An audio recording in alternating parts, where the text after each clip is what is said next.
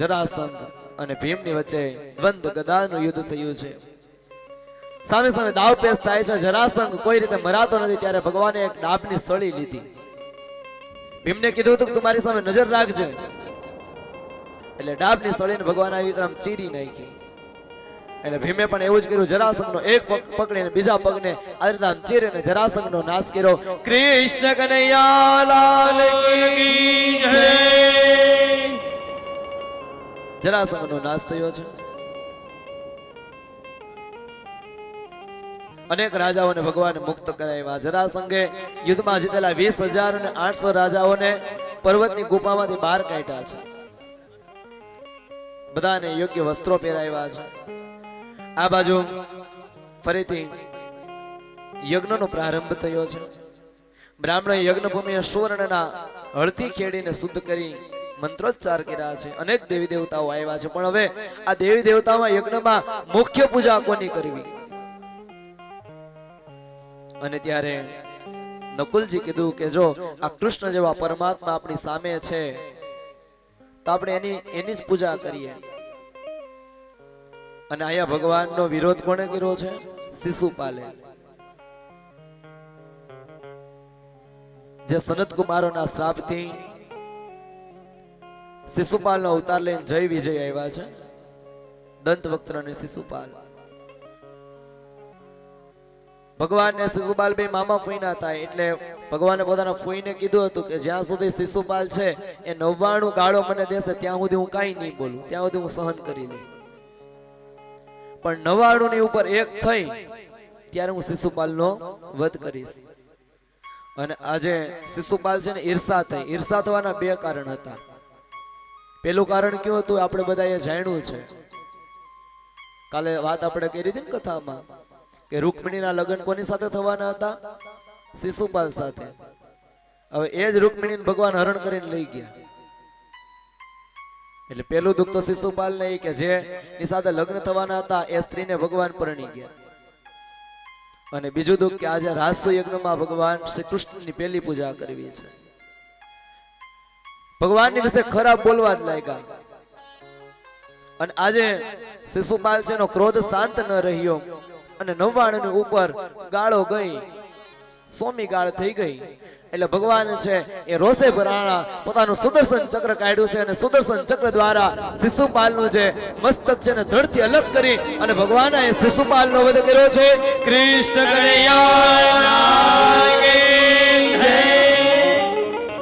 શિશુપાલનો વધ કરી અને જે શિશુપાલનું તેજ છે ને ભગવાનમાં સમાઈ ગયું. કે ભગવાનને વેર ભક્તિથી જય અને વિજય ભજવા આવ્યા હતા અને ભગવાનમાં સમાણા છે. એ પછી યજ્ઞનો પ્રારંભ થયો. ભગવાનની મુખ્ય પૂજા થઈ છે. બધાને અલગ અલગ કામ સોંપવામાં આવ્યા. ભગવાન કૃષ્ણ છે એ કે મને તો કઈક કામ સોંપો, તો કે ભગવાન તમે ખાલી ધ્યાન રાખો. અને ભગવાન છે ને એની નજરે એક કામ આવ્યું. શું કામ આવ્યું છે? બધાને જમવા બેઠાડે અને જમીને કોઈ પતરાવડા નથી ઉપાડતું. કે પેલા કોઈ થાળી હતી ને પતરાવડા જ હતા ને જમવામાં. ને આપણે સૌએ પણ પતરાવડીમાં જમવું છે. એટલા બધા વર્ષો હજી નથી વયા ગયા. પતરાવડાનો ઉપયોગ આજથી 10-15 વર્ષ પહેલા થતો, પણ હવે નથી થતો. અને ભગવાન બધા જમીન ઉભા થાય, કોઈ પતરાવડી નથી થાય, એટલે ભગવાને પોતાની રાણીઓને કીધું કે ચાલો કામે લાગી જાઓ. અને ભગવાને આજે પોતે બધા જે જમે છે એની પતરાવડી ભગવાન ઉપાડે છે. એટલે ભગવાન અહીંયા સમજાવે આપણને. શું સમજાવે? કે કોઈ કામ ક્યારેય નાનું હોતું નથી. આવું ધર્મનું કાર્ય આપણે કરતા હોય, આપણો પરિવાર કરતો હોય, તો નાનામાં નાનું કામ પણ જો આપણા ભાગે આવે ને તો એ નાનામાં નાના કામને પણ આપણે સ્વીકારી લેવું જોઈએ. ઓલો આ કરશે ને ઓલો આ કરશે ને આ કામ તારે કરવાનું છે ને આ કામ મારે કરવાનું છે, એ નહીં. આપણું છે ને આપણે કરવાનું છે.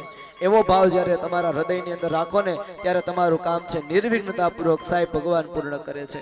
એટલે જ્યારે જ્યારે આજે આપણે આ સપ્તાહ પૂરી થઈ જાય, કથા વિરામ થઈ જાય, પછી પણ ભવિષ્યમાં તમારા પરિવારમાં નાના મોટા કામ તો તમે કરવાના છો ને.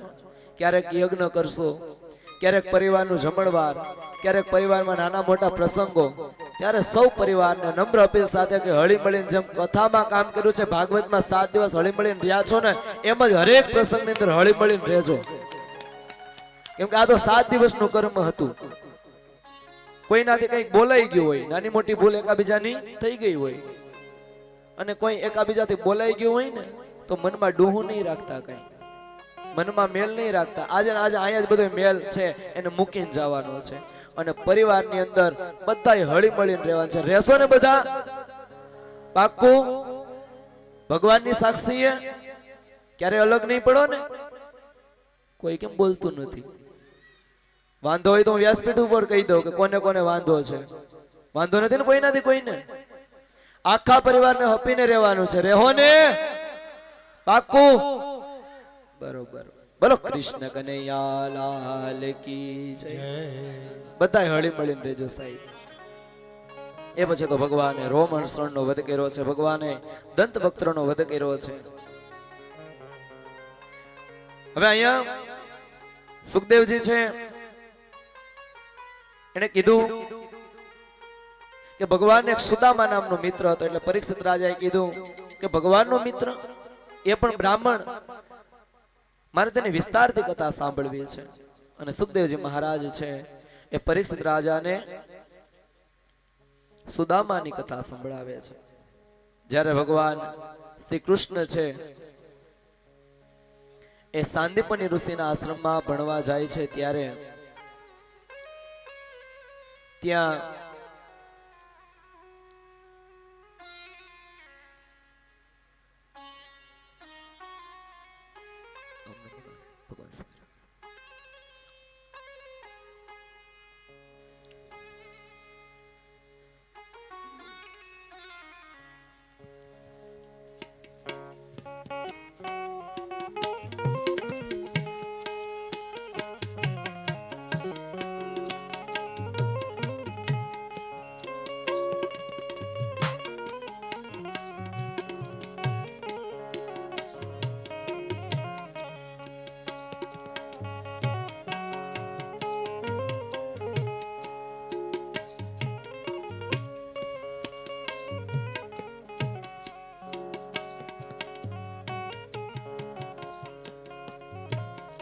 કૃષ્ણ કનૈયા લાલ કી જય. સાંદીપની ઋષિના આશ્રમમાં જ્યારે ભગવાન ભણવા આવે છે, ત્યારે ત્યાં એને સુદામા નામનો બ્રાહ્મણ પુત્ર પણ અભ્યાસ કરવા આવ્યો છે. સુદામા છે કૃષ્ણના મિત્ર, જીતેન્દ્રિય છે, મહાજ્ઞાની છે, પવિત્ર છે, એમાંય પાછા બ્રાહ્મણ છે. અને સુદામા છે એ ખૂબ ગરીબ બ્રાહ્મણ છે. ગરીબ છે, પરિવાર લઈને બેઠા છે. સુદામાની પત્નીનું નામ છે સુશીલા. સુદામાનો ગૃહસ્થ આશ્રમ છે એ પણ દિવ્ય. એટલી ગરીબી છે એ છતાં સુદામાને અયાચક વ્રત છે. કેવું? અયાચક, કે કોઈની પાસે ક્યારે માગવું નહીં, જે ભગવાન આપે એની અંદર જ રાજી રહેવું. આવું વ્રત સુદામાએ લીધું છે. ભગવાનની ભક્તિ કરે, ભગવાનનું કથા કીર્તન કરે, અને પોતાની પત્ની સુશીલાને સંભળાવે. સુશીલા છે એને એક દિવસ કીધું કે હે તમે સ્વામિનાથ, તમે કહેતા હતા એક દિવસ કથામાં કે આ કૃષ્ણ છે તમારા મિત્ર છે, અને તો દ્વારકાના રાજા છે, ક્યારેક તમે એની પાસે જતો હોય તો?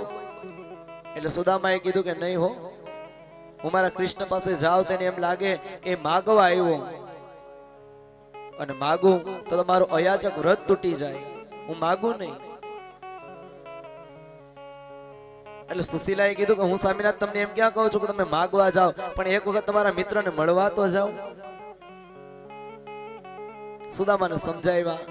એટલે સુદામા છે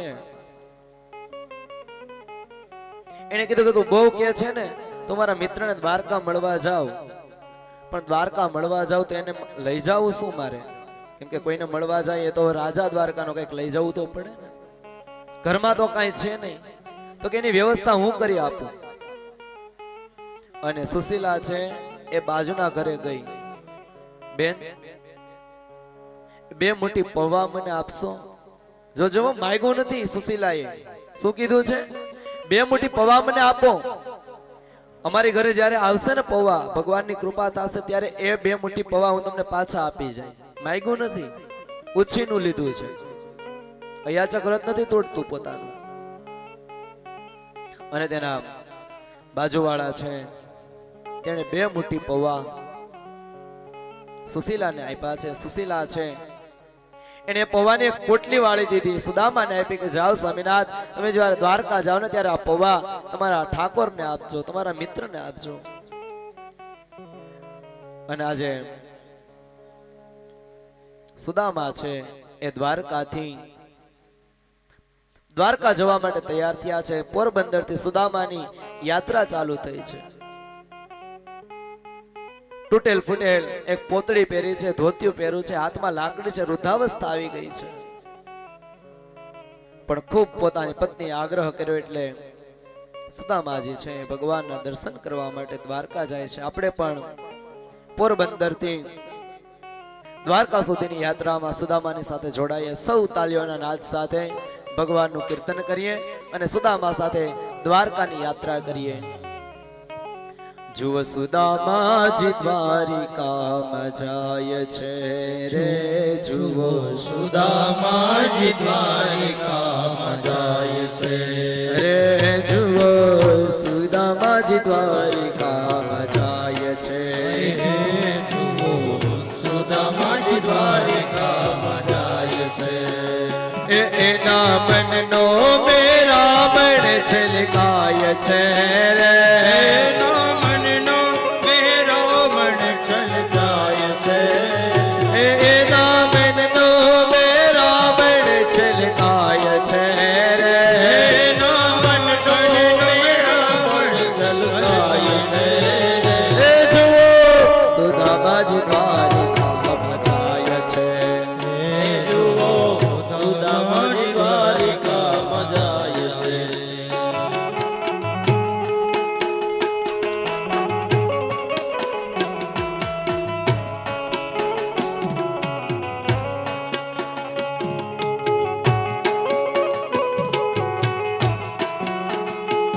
हरि बोल तालियों के साथ।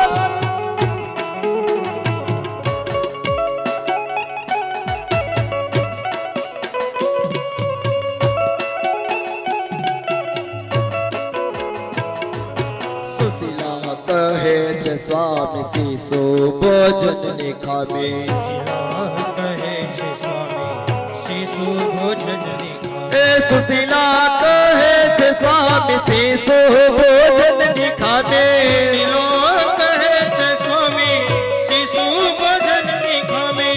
तमारो दोस्तार द्वारिकानो नाथ छे रे, तमारो दोस्तार द्वारिकानो नाथ छे रे, तमारो दोस्तार द्वारिकानो नाथ छे रे, तमारो दोस्तार द्वारिकानो नाथ छे रे।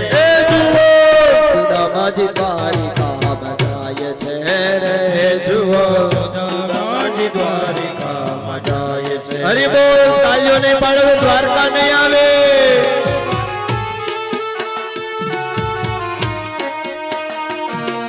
हरि बोल।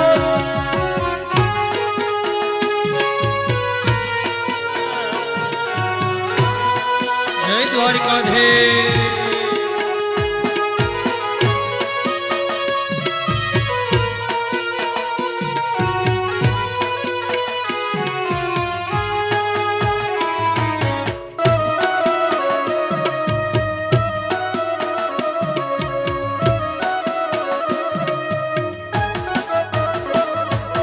समझो ने सु कहो मांगता लजी मरो,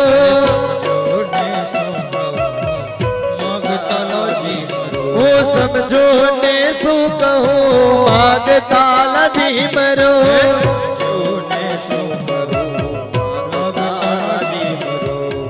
मांगता मानवी ना मान घटी जाय छे रे, मानवी ना मान घटी जाय छे रे, मांगता मानवी ना मान ઘટી જાય છે રે માંગતા મન વિના મન ઘટી જાય છે એ જુઓ સુદામાજી દ્વારિકામાં જાય છે રે જુઓ સુદામાજી દ્વારિકામાં જાય છે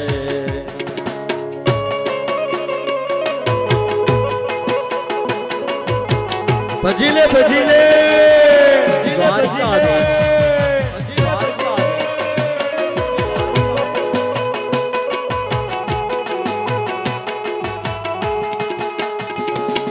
જય મુરલીધર જય મુરલીધર જય મુરલીધર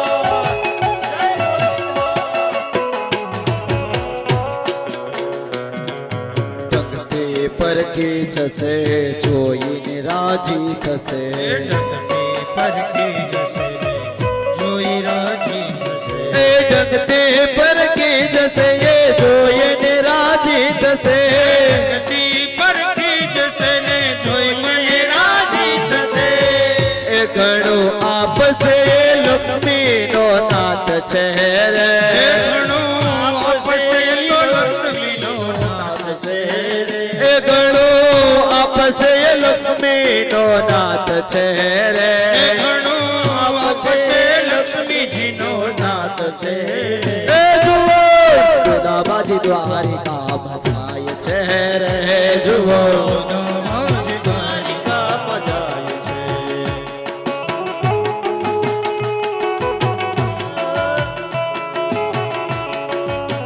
જય દ્વારકાધીશ જય દ્વારકાધીશ જય દ્વારકાધીશ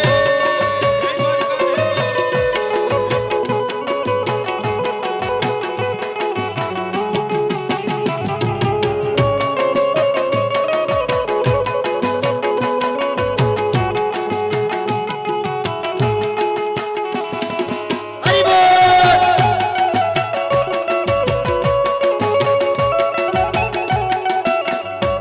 ए चले श्याम सुंदर से मिलने सुदामा चले श्याम सुंदर से मिलने सुदामा ओ चले श्याम सुंदर से मिलने सुदामा चले श्याम सुंदर से मिलने सुदामा ओ गाते जाते मन में हरे कृष्ण रामा आते जाते मन में हरे कृष्ण राम ओ गाते जाते मन में हरे कृष्ण रामा आते जाते मन में हरे कृष्ण राम ए चले श्याम सुंदर से मिलने सुदामा चले श्याम सुंदर से मिलने सुदामा ओ चले श्याम सुंदर से मिलने सुदामा चले श्याम सुंदर से मिलने सुदामा चले श्याम सुंदर से मिलने सुदामा चले श्याम सुंदर से मिलने सुदामा चले श्याम सुंदर से मिलने सुदामा चले श्याम सुंदर से मिलने सुदामा आते जाते मन में हरे कृष्ण राम आते जाते मन में हरे कृष्ण राम चले श्याम सुंदर से मिलने सुदामा चले श्याम सुंदर से मिलने सुदामा सुदामा जी द्वारकाમાં જાય છે જુઓ સુદામાજી દ્વારકામાં જાય છે જુઓ સુદામાજી દ્વારકામાં જાય છે જુઓ સુદામાજી દ્વારકામાં જાય છે એ નામન નો મે રાવણ છલકાય છે રે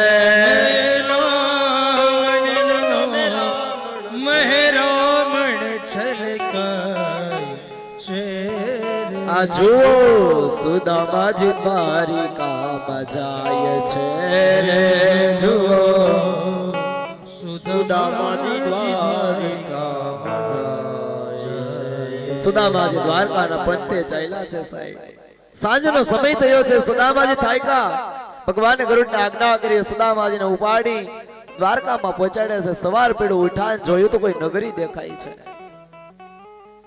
કોઈને પૂછ્યું ભાઈ કઈ નગરી છે તો કે આ તો દ્વારકા એટલે હું દ્વારકા પહોંચી ગયો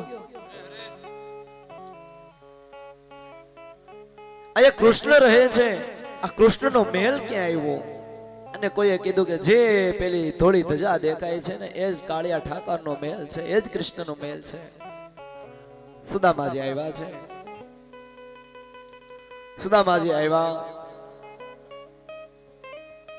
ભગવાનના દ્વારકાની અંદર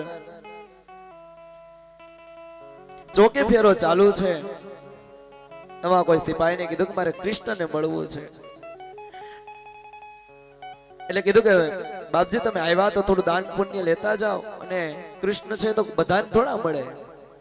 એટલે સુદામાજી છે એને કીધું કે કૃષ્ણ મને મળશે, કેમ કે કૃષ્ણ છે ને એ તો મારો બાળપણનો મિત્ર છે. અને જ્યારે સુદામા આમ બોલ્યા ને કે બાળપણનો મારો મિત્ર છે, એટલે સિપાહીઓ હસ્યા, કેમ કે સુદામાનું શરીર લૂંતપૃત, કપડા ફાટેલા તૂટેલા પહેરા છે. એટલે સિપાહીએ કીધું કે અહીંયા જેટલા આવે છે ને એ બધા એમ જ કહે કે કૃષ્ણ મારા મિત્ર છે. એ ભાઈ હું ખોટું નથી બોલતો, હું સાચું કહું છું, કૃષ્ણ મારા મિત્ર છે. સુદામાની મજાક કરે છે સિપાહીઓ. એવામાં કોઈ સિપાહી સારો હતો, એને કીધું કે બાપજી થોડી વાર ઊભા રહો, અને જો ખરેખર કૃષ્ણ તમારા મિત્ર હશે તો હમણાં અંદર જઈને કહું છું, તો કૃષ્ણ જો આજ્ઞા આપે તો તમને અંદર જવા દઉં. સિપાહી છે એ મહેલની અંદર આવે છે. કૃષ્ણ છે રાજ સિંહાસન ઉપર બેઠા છે સભા ભરીને. એવા સિપાહીએ આવીને કીધું જય હો ઠાકોરજી, જય હો. એટલે ભગવાને કીધું આવવાનું કારણ, નાથ તમારો કોઈ મિત્ર આવ્યો છે. મારો મિત્ર? હા, બ્રાહ્મણ છે ને કહે છે કે હું પોરબંદર થી આવું છું અને તમારી મળવાની ઈચ્છાને માગે છે. એટલે ભગવાને કીધું કે નામ દીધું કઈ? તો કે હા. શું નામ દીધું? તો કે એમ કેજો કૃષ્ણને કે પોરબંદર થી સુદામો આવ્યો છે. અને જ્યારે સિપાહી એટલું બોલ્યો કે પોરબંદર થી સુદામો આવ્યો છે, કે આ તો કૃષ્ણ છે ને હરખનો કોઈ પાર નથી. અને કૃષ્ણ છે એને પોતાનું રાજ સિંહાસન છોડી અને સુદામાની સામે દોડ્યા છે. આજે કૃષ્ણ સુદામા સામે દોડી પોતાનું જે અંતરપણ છે એ નીચે પડી ગયું છે, અને સુદામાને આજે ભગવાન ભેટી પડ્યા છે. ભગવાનનું અને સુદામાનું આજે મિલન થયું છે. કૃષ્ણ અને સુદામાનું આજે મિલન અદ્ભુત થયું છે. સાહેબ નામ રે સુણીને વાલો દોડિયા ગિરધારી રે. નામ રે સુણીને વાલો એ દોડ્યા ગિરધારી રે. પ્રીતમજીએ લીધા એકદમ તેડી રે, આહુડા આવ્યા આંખમાં રે. પ્રીતમજીએ લીધા એકદમ તેડી રે, આહુડા આવ્યા આંખમાં રે. સુદામા અને કૃષ્ણનું આવું અદ્ભુત મિલન થયું છે. કૃષ્ણ છે એ સુદામાને પોતાના રાજ્યમાં લઈ આવે છે, અને જે જગ્યાએ કૃષ્ણ બેઠે ને રાજ સિંહાસન ઉપર, એ જગ્યાએ આજે સુદામાને બેઠાડ્યા છે. સુદામાને બેઠાડીને સુદામાના પગ છે એને સોનાના ત્રાસની અંદર રાખ્યા છે. પોતાની અષ્ટપટરાણીને કીધું કે મારો મિત્ર આવ્યો છે, સેવામાં લાગી જાઓ. એટલે અષ્ટપટરાણી છે એ પાણી ઢોળે, અને કૃષ્ણ જે આજે સુદામાના પગ પખાડે છે, બ્રાહ્મણના પગ પખાડે છે. સુદામા છે એના પગ પકડ્યા, અને એનું શરણામૃત આજે કૃષ્ણએ પોતાની માથે ચડાવ્યું છે. કેમ તો કે બ્રાહ્મણ છે ને, બ્રાહ્મણના પગ પૂજા છે. સુદામા ચાલીને આવ્યા છે, રસ્તામાં કાંટાઓ વાગ્યા છે, અને કૃષ્ણ છે ને એ સુદામાનો એક એક કાંટો પગમાંથી કાઢતા જાય, અને એક કાંટો તો ખૂબ અંદર સુધી ખૂંચી ગયો હતો ને, એટલે ભગવાન પોતાના મોઢાથી એ કાંટાને ખેંચી લીધો છે. આવો અદ્ભુત પ્રેમ છે ને કૃષ્ણ અને સુદામાનો. સાહેબ પછી તો પાસે બેસાડી કીધું કે તમે સ્નાન આદિ કરી લ્યો, સારા વસ્ત્રો પહેરવા આપ્યા છે. અષ્ટપ્રધાનને કીધું કે સેવામાં લાગી જાઓ, મારો મિત્ર પોરબંદર થી સુદામો આવ્યો છે. સુદામાને જમાડ્યા છે, વાતચીત કરવા બેઠા છે. સુદામા લગ્ન કર્યા? તો કે હા. મારા ભાભીનો સ્વભાવ તો સારો છે ને? તો કે હા. મારા ભાભીએ મારા માટે કઈ મોકલાવ્યું? એટલે સુદામાએ આ કૃષ્ણનો આવો રાજમહેલ જોઈ અને થયું કે હવે એટલો બધો રાજમહેલ છે ને આ પૌવાની પોટલી મારે કેમ ખોલવી? એટલે પોતાની પૌવાની પોટલી સંતાડે છે. પણ કૃષ્ણને ખબર પડી ગઈ કે સુદામો છે એ કઈક મારા માટે લઈ આવ્યો પણ સંતાડે છે. એટલે તરત જ ભગવાને કીધું કે સુદામા શું સંતાડે? લાવ એમ કરીને પોટલી જોટી લીધી. પોટલી જોટી લીધી અને તરત ભગવાન એ પોટલીની ગાંઠો ખોલવા લાગ્યા. પોટલીની ગાંઠો ખોલી અને એની અંદર શું છે? પૌવા. અને ભગવાને પૌવા જોઈ અને પૌવાની મુઠ્ઠીએ મુઠ્ઠી ખાવા લાગ્યા છે. પહેલી મુઠ્ઠી ખાધી અને જેટલો અદ્ભુત રાજમહેલ છે ને એવો જ રાજમહેલ સુદામાને ભગવાને આપ્યો છે. બીજી મુઠ્ઠી ખાધું જેટલું ઐશ્વર્ય ભગવાન પાસે છે એટલું ઐશ્વર્ય સુદામાને આપ્યું છે. ત્રીજી મુઠ્ઠી પૌવાની જ્યારે ભગવાન ખાવા જાય ત્યારે અષ્ટપટરાણીએ રૂકમણી સાથે હાથ પકડી લીધો ભગવાને. ભગવાન થોભો, જો ત્રીજી મુઠ્ઠી ખાઈ જાવ તો અમારે પણ સુદામાની સેવામાં લાગી જવું પડશે અને અટકાવ્યા કે અમને થોડી પ્રસાદી આપો. અને ભગવાને સુદામાનો ખૂબ આદર સત્કાર કર્યો છે. ગરીબ છે પણ મિત્ર છે ને, અને ભગવાને પોતાની મિત્રતા નિભાવી છે. સુદામા એક દિવસ દ્વારકામાં રોકાણા. સવાર પડ્યું છે. સવાર પડીને સુદામાએ કીધું કે નાથ હવે હું વિદાય લઉં. ભગવાન કૃષ્ણ છે એ સુદામાને રોકતા નથી, એનું કારણ છે. કેમ નથી રોકતા? ભગવાનને ખબર છે કે સુદામાના જે પત્ની સુશીલા છે ને એ પતિવ્રતા સ્ત્રી છે. એના પતિ વગર જમે નહીં. અને જો સુદામા ઝાઝા દિવસ અહીં રોકાય તો મારા ભાભી ત્યાં ભૂખા રહે. એટલે સુદામા છે એને કે કઈ વાંધો નહીં, તું જા. સુદામા જાતા હતા ને ત્યારે જો ઓલા પીળા પીતાંબર ભગવાને પહેરાવ્યા હતા ને કઢાવી લીધા. એટલે સુદામાએ વિચાર કર્યો કે એટલું ઐશ્વર્ય, આવો રાજમહેલ, અને ભગવાને પીતાંબર નો રહેવા દીધું. પણ એમાં ભગવાનનો ભાવ કેવો હતો કે સુદામા છે એને અયાચક વ્રત છે, મારા મિત્ર અયાચક વ્રત છે. અને આવ્યો હતો ત્યારે ફાટેલું ધોતિયું પહેરીને આવ્યો હતો. અને જો જાય અને આવો પીળા નવા કપડા પહેરી પીતાંબર પહેરીને જાય તો કાલ સવારે દુનિયા છે ને એ મારા મિત્રની વાત કરે કે જો માગવા આવ્યો હતો માગીને જાય છે. મારા મિત્રને કોઈ માગણ ન કહે ને એટલે ભગવાને એનું ધોતિયું છે એ કટાવી લીધું છે. બલદેવજી કીધું કે સુદામાને છે ને દારૂ ને કયો રથ લઈને મૂકી આવે.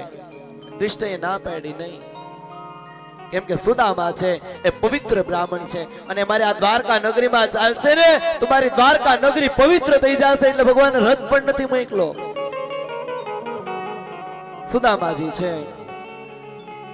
એ દ્વારકાથી જ્યારે પોરબંદરમાં આવે છે ત્યારે જોયું પોતાની ઝૂંપડી મળતી નથી. કેમ તો કે ભગવાને એને ઐશ્વર્ય આપી દીધું. જ્યારે સુશીલા બહાર નીકળી અને કીધું કે સ્વામિનાથ અહીંયા આપણો મહેલ છે, તમારા દોસ્તાર આપણને મહેલ આપ્યો છે. અને સુદામાનો હાથ પકડી અને સુશીલા અંદર લઈ આવે છે. પણ ભગવાન ની કૃપા એટલી કે સુદામાને મહેલ મેળો છે ને પણ એ છતાં એને ભગવાનની ભક્તિ નથી છોડી, ભગવાનને નથી ભૂલ્યા.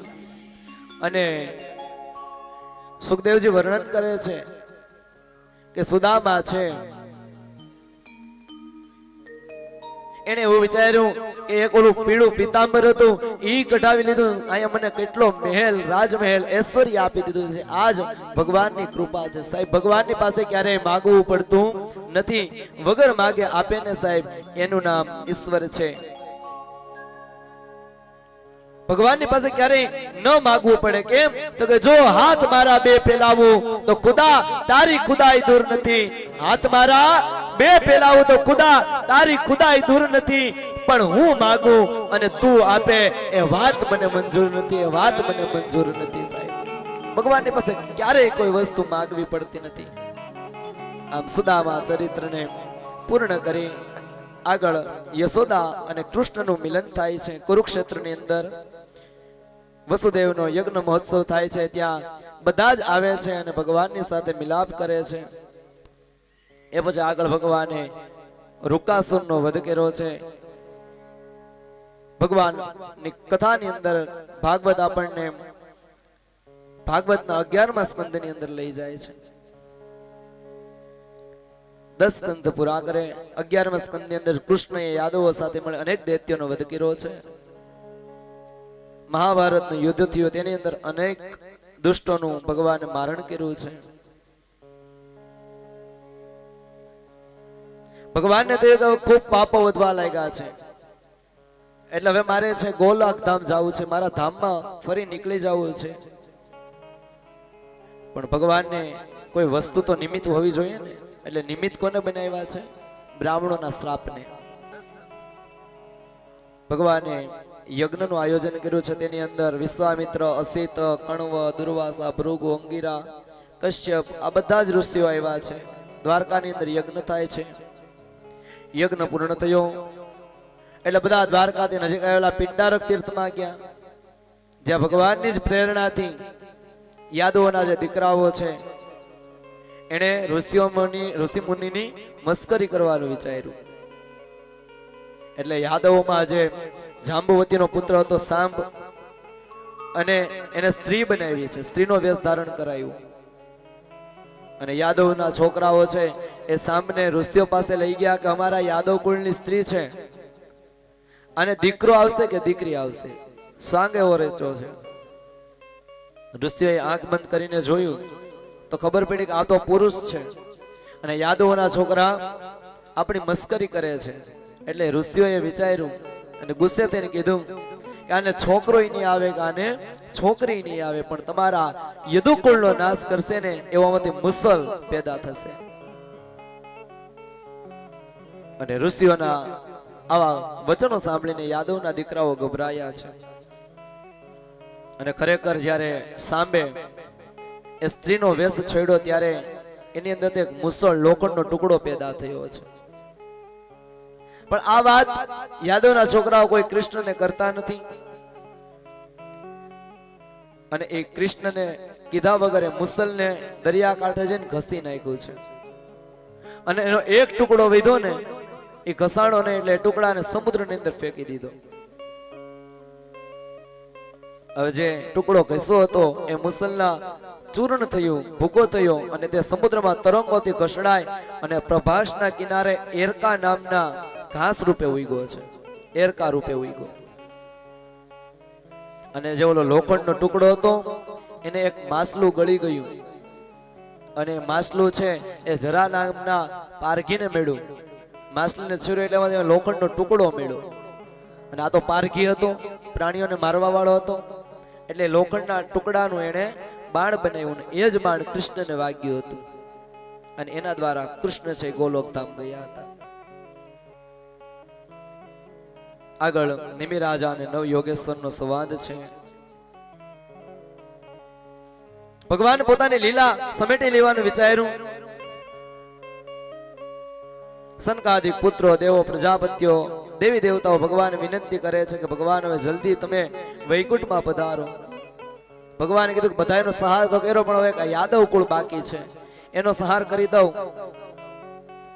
એટલે હું ગોલોકધામ ફરીથી આવું છું. આ બાજુ બ્રહ્મા વગેરે તેમને પ્રણામ કરી દેવતાઓ પોતાના સ્થાનમાં ગયા છે. દ્વારકામાં મોટા મોટા ઉત્પાતો થવા લાગ્યા છે. એટલે ભગવાનની આજ્ઞા માનીને બધા યાદવો પ્રભાસ તીર્થમાં આવ્યા છે. આ જોઈને ઉદ્ધવજીએ શ્રી કૃષ્ણને એકાંતમાં બેસીને કહ્યું કે કૃષ્ણ, આ યાદવ કુળનો સંહાર કરાવી તમે શું અવશ્ય સ્વધામ પધારશો? અને કૃષ્ણએ કીધું કે હા ઉદ્ધવ, મારે લીલાને સમેટી લેવી છે. અને ઉદ્ધવના કહેવાથી જ ભગવાને પોતાનું તેજ આ ભાગવતની અંદર પધરાવ્યું, અને આ જ તેજ હજુ પણ આપણને સૌને ભાગવતના રૂપે મળે છે. ભગવાનનું વાંગમય સ્વરૂપ છે. ભગવાન બોલ્યા કે બ્રાહ્મણોના શાપને કારણે બળી ચૂકેલું આ યાદવ કુળ એકબીજાની સાથે ઝઘડા કરી નાશ પામશે, અને આજથી 7મા દિવસે આજે દ્વારકા છે ને એ નગરને સમુદ્ર ડૂબાડી દેશે. અને હે ઉદ્ધવ, મારા શ્રાપમાંથી એક હું તને બહાર રાખું છું. કેમ? તો કે જે મારો આ ભાગવત છે ને એનો તું પ્રચાર અને પ્રસાર કરજે. આમ ભગવાને ઉદ્ધવજીને દત્તાત્રેયના 24 ગુરુઓની વાત કરે છે કે ગુરુ કેને બનાવવા? પૃથ્વી, વાયુ, આકાશ, અગ્નિ, ચંદ્ર, સૂર્ય હોલો, અજગર, સમુદ્ર, પતંગિયું, ભમરો, હાથી, મધમાખી, હરણ, માછલી, વેશ્યા, સમડી, બાળક, કુમારિકા, બાણ બનાવનારો, સર્પ, કરોળિયો, ભમરી, આવા 24 ગુરુ દત્તાત્રેય હતા. જેમાંથી કંઈક શીખવા મળે ને સાહેબ, એ આપણો ગુરુ. ભલે એની પાસે આપણે ગુરુ કંઠી ન બંધાવીએ, પણ આ જીવનમાં સુધારો આવે, આપણા જીવનમાં જેના દ્વારા કંઈક નવા વિચારો આવે અને નવા વિચારોનું સિંચન કરીએ ને, તે આપણો ગુરુ છે સાહેબ. આમ ઉદ્ધવને ઉપદેશ ભગવાને આપ્યો છે. ઉદ્ધવજીને ભગવાનની આજ્ઞા થતા ઉદ્ધવજી છે બદ્રિક આશ્રમમાં ગયા છે. પછી ભગવાને સ્ત્રીઓ, બાળકોને, વૃદ્ધોને શંખદ્વાર ક્ષેત્રમાં મોકલી દીધા અને બધા યાદવો છે એ પ્રભાસ ક્ષેત્રની અંદર આવ્યા છે. ત્યાં જઈ ભગવાને દર્શાવેલું કલ્યાણ સાધવ યાદવોએ ભક્તિથી કર્યું છે. પછી દેવયોગે ભ્રષ્ટ થયેલી બુદ્ધિવાળા યાદવો છે અને ઋષિઓનો શ્રાપ હતો, એટલે બધા યાદવોએ મેરઈ નામની મદિરા પીધો છે, મદિરાનું પાન કર્યું છે. અને મદિરા પીધા એટલે બુદ્ધિ બગડીને યાદવો અંદરો અંદર ઝઘડવા લાગ્યા છે. અને શ્રી કૃષ્ણની માયાથી મોહિત થયેલા યાદવોએ સંહાર આરંભ્યો છે.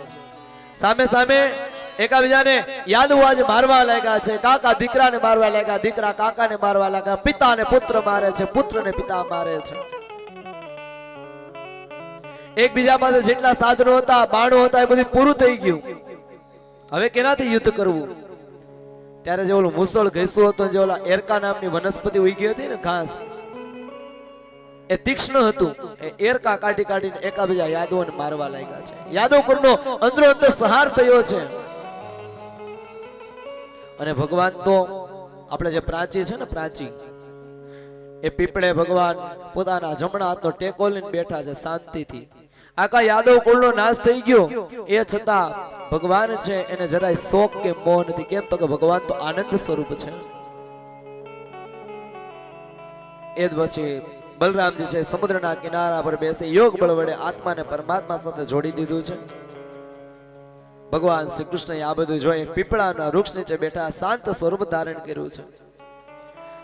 જમણા સાથોળ પર ભગવાને ડાબો પગ ટેકવો છે. અને તે સમયે જરા નામનો પારકી આવ્યો છે. અને ઓલું જે શ્રાપિત મુસળ હતો ને, લોખંડનો ટુકડો, ભગવાને પીળું પિતાંબર પહેર્યું. જરા નામના પારકીને થયું કે કોઈ હરણ છે, અને દૂરથી જોયા વગર જરા નામના પારકીએ બાણ છોડ્યું ને બાણ કોને લાગ્યું છે? કૃષ્ણને. નજીક આવ્યો તો જોયું કે આ તો કૃષ્ણ છે. અને જરો છે એ માફી માંગવા લાગે છે કે ભગવાન મને માફ કરો, મને માફ કરો. અને ભગવાને કીધું કે જરાય ચિંતા ન કર, આ તો બધું ઈશ્વરે લખેલું હતું, આ તો બધી ભગવાનની માયા હતી, અને જે લખેલું હોય છે એ થઈને જ રહે છે. અને ભગવાને જરાને માફ કર્યો છે. એ જરા તે મારી ઈચ્છા પૂરી કરી, તે મને મૃત્યુ આપ્યો છે, એટલે તું સ્વર્ગમાં વાસ કરીશ. અને એ સમયે આકાશમાંથી વિમાન આવી અને જરાને વૈકુંઠની અંદર લઈ જાય છે. એ સમયે યાદવોના કમસાણમાં દારૂક સારથી ભગવાનને સ્તોત્તો આવ્યો. તુલસીની માળાની સુગંધ આવી એટલે ભગવાનની પાસે આવીને કીધું કે ભગવાન, તમે મને છોડીને ક્યાં જાઓ છો? ત્યારે ભગવાને કીધું કે સારથી, હું મારી માયાને સમેટી લઉં છું. એ જરા, એ સારથી તું દ્વારકા જા. અને આપણા જ્ઞાતિજનો જે યાદવો અંદરો અંદર લડીને જેનો નાશ થયો છે, બલરામજીનું સ્વલોકગમન થયું છે, મારી આ દશા થઈ છે, એ બધું તો આપણા બંધુઓને જણાવજે. અને કહેજે કે તરત દ્વારકાને છોડી દે. આમ દારૂક છે એને ભગવાનની પ્રદક્ષિણા કરીને દ્વારકા તરફ પ્રયાણ કર્યું છે. આ બાજુ ભગવાન છે એને જરાનું બાણ વાગ્યું. જરાનું બાણ વાગવાથી ભગવાન છે એ ભાલકા તીર્થની અંદર આપણે જોયું છે સૌએ, સોમનાથની નજીક ભાલકા આવેલું છે, ત્યાં ભગવાનને બાણ વાગ્યું. અને જરા નામના પારગીનું બાણ લાગવાથી ભગવાન ત્યાંથી ચાલતા ચાલતા ગોલોકધામ ગીતા મંદિર જે સોમનાથમાં અત્યારે સ્થિત છે ત્યાં આવી અને એ જ જગ્યા ઉપરથી ભગવાન સ્વધામ ગમન થયા છે. કૃષ્ણ કનૈયા લાલ કી જય. એ પછી આગળ ભાગવત આપણને 12મા સ્કંદની અંદર લઈ જાય છે. 12મા સ્કંદની અંદર કળિયુગનું વર્ણન કરવામાં આવ્યું છે કે કળિયુગ છે એની અંદર શું થશે. કેમ કે કળિયુગ છે તે બહુ પાપી છે, પણ કળિયુગની અંદર એક ગુણ છે કે કળિયુગની અંદર ભગવાનનું સ્મરણ કરશો એટલે ભગવાન આપણી સાથે રહેશે. પણ કળિયુગની અંદર પરિવારને સાથે લઈને ચાલજો સાહેબ. પરિવાર એટલે શું? તો કે બંધારણ ના હોય પણ વ્યવસ્થા હોય, સૂચન ના હોય પણ સમજણ હોય, કાયદો ન હોય પણ અનુશાસન હોય, ભય હોય નહીં પણ ભરોસો હોય, શોષણ ના હોય પણ પોષણ હોય, આગ્રહ ના હોય પણ આદર હોય, સંપર્ક ના હોય તો પણ સંબંધ હોય, અર્પણ ના હોય પણ સમર્પણ હોય, એને સાચો પરિવાર સાહેબ કીધો છે. અને પરિવારમાં સૌએ હળી મળીને રહેવું. સતયુગમાં ધર્મ 4 ચરણ વાળો હતો: સત્ય, દયા, તપ અને ધર્મ. ત્રેતાયુગમાં અધર્મના 4 ચરણો પ્રબળ થયા. કજિયા, અસત્ય, હિંસા, અસંતોષ આ બધું વધવા લાગ્યું. પાખંડોથી લોકોના ચિત્ત છે એ દૂષિત થવા લાગ્યા. અને કળિયુગના વર્ણનમાં તો એવું લખ્યું છે કે કળિયુગની અંદર અનેક પાપો વધશે. કળિયુગ છે તેની અંદર માણસ છે તે કુબુદ્ધિનો થશે, લાંબુ વિચારશે નહીં અને તરત પાપોમાં પગલા માંડશે. કળિયુગના વર્ણનમાં એવું લખ્યું છે કે ગાય છે નાની એવી થશે. ગાયોનું જે જ્ઞાતિ છે, ગાયો છે તે એક સમયે જોવા નહીં મળે. લોકો છે દુરાચારી થશે, કન્યા વિક્રય થશે, કન્યાઓનું વેચાણ થશે. પછી કુંવારી કન્યા છે માતા બનશે. આવી અનેક સ્થિતિ કળિયુગની બતાવેલી છે સાહેબ. અને એ પછી કળિયુગનું વર્ણન કર્યા પછી પરીક્ષિત રાજાને સુખદેવજી કહે છે કે સુખદેવજી, તમે મને ઘણું બધું સમજાવ્યું છે, મને ઘણું બધું સમજાણું છે, અને હવે જો મૃત્યુ મારી પાસે આવે ને તો પણ મને ભય નથી. આ ભાગવત છે ને એ મૃત્યુના ભયમાંથી આપણી જે ડર છે ને એ ડરને કાઢવા વાળો છે. અને પરીક્ષિતને આજે મૃત્યુનો ડર નીકળી ગયો કે ભલે આજે મૃત્યુને આવવું હોય તો આવી જાય. 7મો દિવસ છે કથાનો. અને પરીક્ષિત રાજાએ કીધું કે સુખદેવજી, હું કૃતાર્થ થયો છે, મને તમારા જેવા સંતનું શરણ મળ્યું છે. એટલે સુખદેવજી કીધું કે રાજન, તમે આ ભાગવત શ્રવણથી કૃતાર્થ થયા, હવે તમે મૃત્યુનો ભય ત્યજી દો, કારણ આત્મા જન્મ રહિત અને મરણ રહિત છે. આનો ક્યારે જન્મ થાય અને ક્યારે મરણ થાય એનું નક્કી ન હોય. અને બ્રાહ્મણના શાપ વચનથી પ્રેરાયેલો તક્ષક નાગ તમને બાળી શકશે નહીં, એ તો માત્ર તમારા શરીરને બાળી શકશે. એ પરીક્ષિત, તમે એવું વિચારો કે હું પરમધામ બ્રહ્મ છું, બ્રહ્મમાં એકે ભાવના કરશો ત્યારે તમને તક્ષક નાગને, તમારા શરીરને અથવા આ જગતને તમારા પોતાનાથી જુદું જોશો નહીં. અહીંયા સુખદેવજી છે એક ભાગવત કથાને પૂરી કરે છે. ભાગવત કથા સાંભળી પરીક્ષિત રાજાની બુદ્ધિ છે એ વિશુદ્ધ થઈ છે, વિવેકશીલ બની છે. અને હવે તેને મૃત્યુનો ડર લાગતો નથી. તેઓ પોતાનું ચિત્ત છે એ પરમાત્મામાં સ્થિર કરી દીધું. તેમણે સુખદેવજીને પ્રણામ કર્યા છે. સુખદેવજીએ કીધું કે રાજા, જ્યાં સુધી હું અહીંયા છું ને ત્યાં સુધી તક્ષક અહીંયા નહીં આવે. કેમ કે સમરક ગુરુ આપણી ઉપર હોય અને મૃત્યુ કાળ છે આપણી નજીક આવે એવું ન બને. એટલે રાજા, હું અહીંથી રજા લઉં છું. અને રાજા, હું તને જણાવતો જાઉં કે હું અહીંથી નીકળું પછી તારું ચિત્ત છે, તારું મન છે એ પ્રભુમાં પરોવી દેજે અને ભગવાનના નામનો જપ કરજે. તને મૃત્યુ પણ કાંઈ નહીં કરી શકે, તારું મૃત્યુ પણ મંગલ થશે. એટલે આશીષ આપી અને સુખદેવજી મહારાજ છે પરીક્ષિતની પાસેથી નીકળી ગયા છે. સુખદેવજી ત્યાંથી નીકળી ગયા. ત્યારબાદ પરીક્ષિત રાજા ડાભના આસન ઉપર બેઠી બુદ્ધિપૂર્વક આત્મામાં મનને સ્થાપિત કરી દીધું છે. બ્રાહ્મણ પુત્રે શૃંગીએ જે શ્રાપ આપ્યો હતો કે 7મા દિવસે તમને તક્ષક નામનો નાગ કરડશે, એ નાગ તક્ષક આવવા માટે તૈયાર થયો છે. અને એ જ સમયે પરીક્ષિતનો દીકરો, જેનું નામ છે જન્મજય, એને એમ થયું કે મારા પિતાના મૃત્યુના મોંમાંથી બચાવી લઉં, એટલે ફરતો ચોકે ફેરો ગોઠવી દીધો કે કોઈ અંદર ન જઈ શકે અને અંદરનો માણસ બહાર ના આવી શકે. અને એ જ સમયે પૂજાની થાળીમાં ફળ રાખેલા છે. એ ફળની અંદર તક્ષક નાગ છે એ સૂક્ષ્મ સ્વરૂપે પેઠી ગયો છે. અંદર ગયો પરીક્ષિત રાજા છે, એને તો ભગવાનનું ધામ ના દર્શન કરતા કરતા, ભગવાનના નામનો જપ કરતા કરતા પોતાનું મન છે, પોતાનું ચિત્ત છે આ કૃષ્ણમાં લગાડી દીધું છે. તક્ષક આવ્યો છે અને આજે ગંગાના કાંઠે 7મા દિવસે પરીક્ષિત રાજા છે એને તક્ષક કરડવાનો હતો, પણ પરીક્ષિત રાજા છે ને એ તો પહેલેથી જ છૂટી ગયા હતા, કેમ કે એને ભગવાનની કથા સાંભળી હતી અને મોક્ષ મળી ગયો હતો. પણ આ તો ઋષિનો શ્રાપ ખોટો ન પડે એ માટે તક્ષક આવ્યો છે અને ગંગાના કાંઠે આવી અને પરીક્ષિત રાજા છે અને ડસે છે, અને પરીક્ષિતને ડસવાથી પરીક્ષિત રાજા છે એનું મૃત્યુ થાય છે. પણ 7 દિવસ ભગવાનની કથા સાંભળેલી ને એટલે પરીક્ષિત રાજાને મોક્ષ ગતિ મળી છે. આપણે પણ ભગવાનને પ્રાર્થના કરી કે 7 દિવસ સુધી અમે અમારા જે પિતૃઓને ભાગવત કથા સંભળાવી છે એને પણ મોક્ષની ગતિ આપજો, અને અમે પણ ભાગવતની કથા સાંભળી છે તો અમને પણ મોક્ષની ગતિ આપજો. આયા પરીક્ષિત રાજાનો મોક્ષ થયો છે.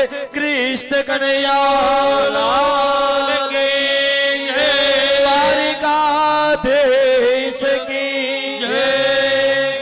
પરીક્ષિતનો મોક્ષ થયો છે. નયા સુખદેવજીએ કથાને વિરામ આપ્યો છે. આપણે પણ સૌ પ્રેમથી પરમાત્માને પ્રાર્થના કરીએ કે પરમાત્મા, અમારા જે વડીલો, અમારા પિતૃઓ, અમારા પૂર્વજો, કોઈનાથી કોઈ વખત ક્યાંય દુરાચાર થયો હોય, કોઈ પાપ થયું હોય તો આ બધાને માફ કરીને પરમાત્મા અમારા ભોળા પિતૃઓને તમારા ચરણે લેજો. ભગવાન તેને મોક્ષ ગતિ આપજો.